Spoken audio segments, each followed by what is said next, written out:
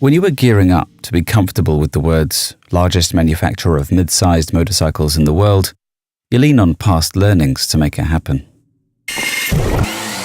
It's been our experience that each of our plants has informed the new one in the works. Everyone is using robots nowadays, but a Royal Enfield is built as much from a shared sense of ownership. Of course, in things like machining, fabrication, painting, we don't veer beyond a certain micron, and the best firms in the world are in the facility to ensure it. What's also working for us is that the people manning the machinery can pinpoint which of our motorcycles is gunning down the road just from their engine note. Quality and its measurement is on every line, every section throughout our works. Engine assembly is the sanctum. It has to be.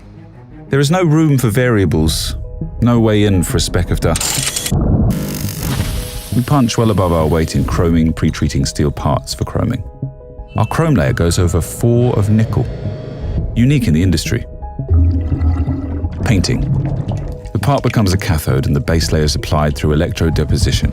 In layman terms, it sticks on stronger, which makes it tougher, more corrosion resistant. Decorative coats involve robotic arms, all from names in their field. We like to say, we don't put out 30 unique shades, we finnick them out.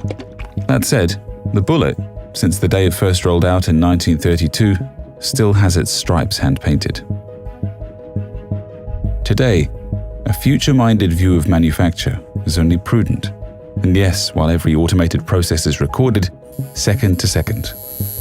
And every Royal Enfield put to a 70-point pre-delivery inspection. What also bears telling is that the man who listens to their output has been in his job 19 years. This operation has never been about making a motorcycle any which way. This machine comes from a culture, from knowing it, from riding it, and from all of it being deeply ingrained through 7 decades in one town. That's the Royal Enfield difference. That's the Royal Enfield way.